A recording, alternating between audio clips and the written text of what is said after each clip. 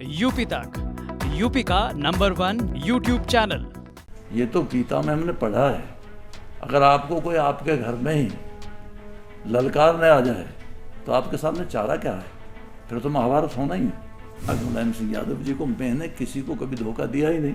हाँ, अपने आत्मसम्मान की रक्षा की, वो आज भी करता हूँ, कल भी करूँगा, इसमें कोई दो राय नहीं। मतलब मुलायम सिंह यादव जी को करप्ट प्रैक्टिस का दोषी घोषित किया गया इलाहाबाद उच्च न्यायालय में। ये तो सब रिकॉर्ड की बातें हैं, कुछ ऐसा नहीं कह रहा हूँ कि मैं अपनी तरफ से कुछ इसमें विशेषण जोड़ रहा हूँ। 20,000 लोगों के बीच बलवंत राय मेहता, जो मेरा MP हाउस था, उसके सामने पली पड़ी हुई खाली सड़क के ऊपर मंच लगा था। उसमें करीबन हजारों लोगों के बीच इन लोगों ने मुझसे वादा किया और फिर जाकर के मेरी सीट पे नॉमिनेशन कर दिया। तो मैं एक बहुत बड़ी कॉन्स्पिरेसी का शिकार हुआ, बहुत बड़े षड्यंत्र का शिकार हुआ। ये जो नॉमिनेशन शायद 2 दिन पहले हुआ। हाँ, मतलब नॉमिनेशन में ज़्यादा दिन बाकी बचे नहीं थे, तो मेरे सामने बहुत बड़ी समस्या थी। बल्कि समझिए कि मुझे अपना अस्तित्व ही खतरे में नज़र आने लगा, क्योंकि मेरे पास और तो कोई पार्टी नहीं थी। BSP में छोड़ चुका था, समाजवादी में आ चुका था। समाजवादी के राष्ट्रीय अध्यक्ष ने मेरी सीट पे जाके नॉमिनेशन कर दिया बगैर बताए। तो आप अंदाज़ा लगा सकते हैं कि धोखा किसके साथ हो। लेकिन आपने तब भी उनके खिलाफ चुनाव लड़ा। निश्चित, ये तो गीता में हमने पढ़ा है। अगर आपको कोई आपके घर में ही ललकारने आ जाए तो आपके सामने चारा क्या है? फिर तो महाभारत होना ही है। इसलिए हमने माननीय मुलायम सिंह जी की सामना किया संभल में। माननीय अटल जी प्रधानमंत्री के कहने के बाद उन्होंने मुझे PM हाउस बुलवाया। अगले रोज PM हाउस में हमको अटल जी ने कहा कि जाओ लखनऊ में। राजनाथ सिंह उस टाइम पार्टी के अध्यक्ष थे और कल्याण सिंह जी मुख्यमंत्री थे, कि आपको चुनाव तो लड़ना है। मैंने कहा अटल जी, चुनाव तो लड़ना चाहता हूँ। तो उन्होंने कहा कि आप हमारी पार्टी के उम्मीदवार होंगे, आप जाके अपना AB फार्म वहाँ से ले आइए। मैं गया और मुझे AB फार्म मिल गया, मैं आ गया और मैंने फिर नॉमिनेशन किया। और फिर जो धर्म युद्ध कह लो या महायुद्ध कह लो, जो भी कह लो, चुनाव हुआ, बहुत बड़ा चुनाव हुआ। लेकिन दुर्भाग्य ये है कि कुछ बड़ी शक्तियां जब किसी को कुचलना चाहती हैं तो उसके चारों तरफ एक घेरा बना लेती हैं। ऐन उस वक्त जब वोटिंग होने वाली थी, 2 रोज पहले उत्तर प्रदेश की सरकार को गिरा दिया गया। वो महज मेरे चुनाव में मुझे हराने के लिए किया गया था और कोई भी रीजन नहीं था। सब जानते हैं, सारा मीडिया जानता है। और कुल मिलाकर के रात को 1 बजे मेरे फार्म पे धनारी 2 IPS ऑफिसर आए, एक मिस्टर राय और एक KK बख्शी, जो SSP मुरादाबाद थे। उन्होंने मुझसे कहा कि यादव जी, मैं कहिए साहब, बल्कि मुझे ये आशंका थी कि शायद ये लोग नई सरकार के लिए नया मुख्यमंत्री बना है तो हो सकता है मतलब अपने रीति रिवाज निभाने आए और मुझे हिरासत में लेने आए। मैंने ऐसा सोचा। तो इन्होंने कहा कि नए मुख्यमंत्री ने आपके विशेष सुरक्षा के आदेश दिए हैं। मैं बोला जो तो मुझे पता थी, सरकार गिरी है, मैं चुनाव लड़ रहा हूँ, तो मेरी सुरक्षा की फिक्र तो आप लोगों को होगी ज़रूर। तो मुझे तब मेरे फार्म में ही करीबन वो कर दिया गया और मुझसे कहा गया कि SDM का कैंप आपके घर के सामने लगेगा, 12 PSC की गाड़ियाँ खड़ी रहेंगी, आप जहाँ भी जाएंगे इनके साथ जाएंगे। मैं बोला जैसा आदेश हो। अब इतने बड़े लश्कर के बीच में एक नॉर्मल दिमाग का आदमी कहाँ को जाएगा? तो लेकिन उसके बावजूद भी मैं संभल की जनता को आज भी धन्यवाद देता हूँ कि 2,90,000 वोट मुझको मिला था, जबकि मैं फार्म से निकला भी नहीं था। लेकिन चूंकि पूरे क्षेत्र में कैप्चरिंग हुई थी, और कैप्चरिंग में इसलिए नहीं कह रहा हूँ कि मैं चुनाव लड़ रहा था, ये माननीय उच्च न्यायालय इलाहाबाद ने साबित किया। और जब मैंने रिट दाखिल की तो उस रिट का डिसीजन किया और मुलायम सिंह यादव जी को करप्ट प्रैक्टिस का दोषी घोषित किया गया। मैंने वहाँ एक ठाकुर साहब थे DSP, गुन्नौर के DSP CO। मैंने उनसे पूछा ठाकुर साहब, ये हेलीकॉप्टर क्या जायजा ले रहा है कि भाई चुनाव खत्म हुआ है नहीं हुआ? तो उन्होंने हंस के कहा कि आप जानते तो हैं सब।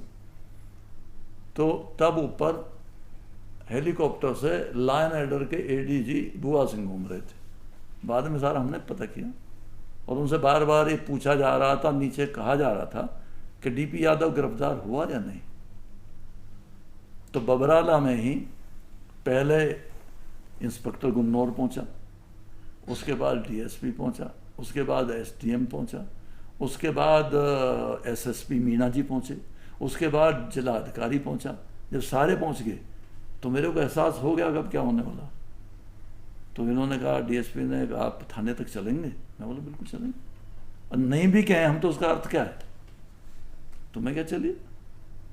मैं गुन्नौर ले जा करके, वहाँ पब्लिक इतनी इकट्ठी हो गई थी कि मैंने ये डर करके कोई भी बवाल हो सकता है, और मैंने इनसे कहा देखिए ये सब मेरा इलाका है, यहाँ के लोग मुझे बहुत चाहते भी हैं क्योंकि मैं इनके लिए काम करता हूँ, आप मुझे जहाँ भी ले जाना चाहें, बहरहाल अदरवाइज आप में इनमें टकराव होगा और कोई स्थिति अच्छी नहीं रहेगी। तो उन्होंने मुझे वहाँ से बैठा कर सिविल लाइन बधाई। वहाँ जाते ही पेपर आ गए कि आपको रासुका के अंदर गिरफ्तार किया जाता है। तब आप जेल में रहे काफ़ी दिन उस समय? ऐसे ही नहीं रहा। तो रासुका तो इनलीगल लगी थी, गलत लगी थी, अन्यायपूर्ण तरीके से लगी थी।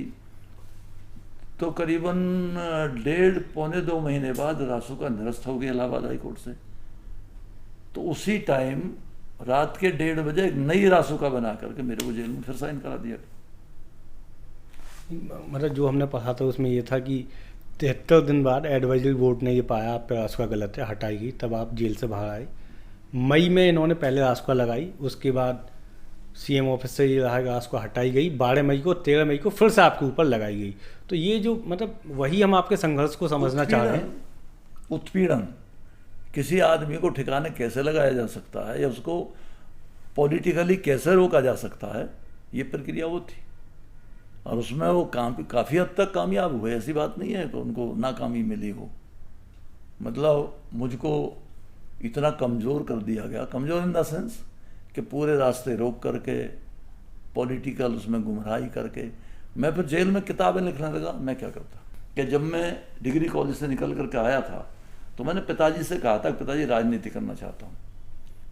वो स्वतंत्रता सेनानी थे, 21 दिन तक पटेल जी के लगान आंदोलन में बुलंदशहर की जेल में रहे थे। तो उन्होंने मुझसे कहा कि नहीं, अब राजनीति में बहुत सारे अच्छे लोग नहीं हैं।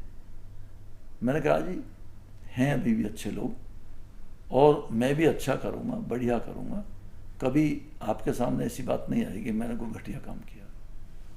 तो उन्होंने कहा फिर सुन, अगर तुझे राजनीति में जाना ही है, तू नहीं मानेगा तो मेरी 2 बात समझ लेना। मैं क्या जी बताओ। उन्होंने कहा एक तो अगर तू कभी नंगे पैर भी खड़ा रह जाए राजनीति में तो कभी बेईमानी मत करना, और दूसरा ये अगर तेरे कानों में किसी गरीब की आवाज़ आ जाए, किसी के साथ अन्याय हो रहा हो, उत्पीड़न हो रहा हो, तो अपनी जान की बाजी लगा के भी उसकी रक्षा करने का काम करना। इन दोनों गुरु वाक्य, हमारे पिताजी हमारा आइडियल हैं, तो इन बातों को मान करके हम राजनीति में आ गए, और वो क्रम आज भी चालू है। उन्होंने जो कहे थे उन्हीं शब्दों की राजनीति करता हूँ। कुछ दिनों बाद एक बड़े नेता ने ये कहना शुरू किया, तो मीडिया ने एक दिन पूछ ही लिया कि ये आजमगढ़ की या कहीं की बात है क्या जी, क्या आप डीपी यादव को लड़ाओगे? पहले उन्होंने ये कहा था कि जितने लोग मायावती जी ने अपनी पार्टी से निकाले हमको टिकट नहीं देंगे। तो मैं तो किसी ने निकाला नहीं था, मैं तो अपनी पार्टी से जीत के गया था। मैंने कहा भाई मेरे को तो किसी पार्टी ने निकाला नहीं है, मैं तो अपनी पार्टी से जीत के गया हूँ।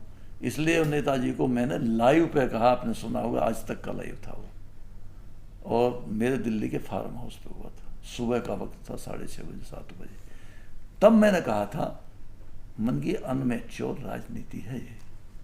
मैंने कभी किसी से टिकट नहीं मांगा, कभी किसी की पार्टी में जाने की रिक्वेस्ट नहीं, और मेरे ये गर्व की बात है और लोगों का एहसान है जो बड़े नेता हैं कुछ पार्टियों के, कि उन्होंने बुलाया, पार्टी में सम्मान दिया, लेकिन मैं किसी के पास नहीं गया, मुझे अपनी पार्टी में ले लो, मैं काम किया। चलिए, चुनाव का वक्त अब आ चुका है, 2022 का चुनाव हमारे बिल्कुल सिर पर ही है। तो 2022 में अब डीपी यादव किधर जा रहे हैं? क्या अपनी पार्टी के संग जाएंगे या जो आप कहते ही हमेशा बीजेपी आपके हमेशा करीब रही है?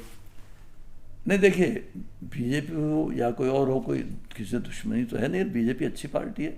अभी मोदी जी ने जो किसान आंदोलन की वो घोषणा की है वापस लेने की, ये छोटी बात नहीं है। मैं तो दोनों को ही बधाई देता हूँ, मोदी जी को बधाई देता हूँ और किसानों को बधाई देता हूँ। मोदी जी ने एक बड़ा काम किया कि किसानों के बीच फैली भ्रांतियाँ दूर हुई और किसानों ने संविधान के अनुसार लोकतंत्र में गांधी जी का दिया हुआ आंदोलन है, किसानों ने बैठ करके अपनी मांगों के समर्थन में जो इतना लंबा धरना लगाया, उनकी बातें मानी गई, तो उनके लिए भी इस बात की बधाई। फिर बताता हूँ कि मैंने इस देश के बड़े बड़े लोगों से उद्योग खरीदे हैं। जैसे ओसवाल से मैंने पंजाब का शुगर मिल लिया, वो बंद पड़ा था, उसको मैंने चलाया। उन्हीं से पेपर मिल लिया, बंद पड़ा था, चला दिया। फिर मजीठिया साहब, राजा साहब होते हैं जो अकाली दल के सुखबीर सिंह बादल के ससुर हैं, विक्रम जो मिनिस्टर थे उनके पिताजी हैं, उनसे दूसरा मिल पटियाला में मैंने लिया और उसको भी चला दिया। तीसरा मिल आपके पड़ोस में शेरवानी शुगर सिंडिकेट, ये लिया और ये आपके सामने ये लगाया। तो कुल मिलाकर के ईश्वर की मेहरबानी है। मैं किसी बड़ी पूजा में विश्वास नहीं रखता, लेकिन जब भी शुरू करता हूँ तो हाथ जोड़ के ऊपर वाले को और हवन करके शुद्ध आत्मा से ये सोचता हूँ कि मेरे हाथों से कुछ भला हो, अच्छा हो, और ईश्वर मेहरबानी करता है कि मेरे को कोई कमी नहीं छोड़ता। तो इस तरीके से मैं आगे बढ़ गया और आज एक मिल से करीबन 25 से 30 हज़ार परिवार जुड़ते हैं इस चीनी मिल से, बल्कि कहीं कहीं तो 50 हज़ार जुड़ते हैं।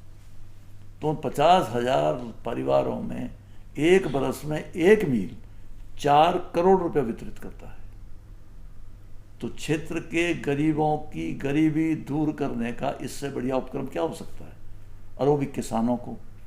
पूंजीपतियों को तो बहुत सारे लोग पैसे कमाते हैं, लेकिन गरीब किसान के बारे में कौन सोचता है? तो हमने सोचा क्योंकि किसान ही हैं, काम किया, आज भी अपने हाथ से काम करते हैं, आज भी खेतों में जाते हैं, रहते हैं। तो इस तरीके से आगे चलने का काम किया।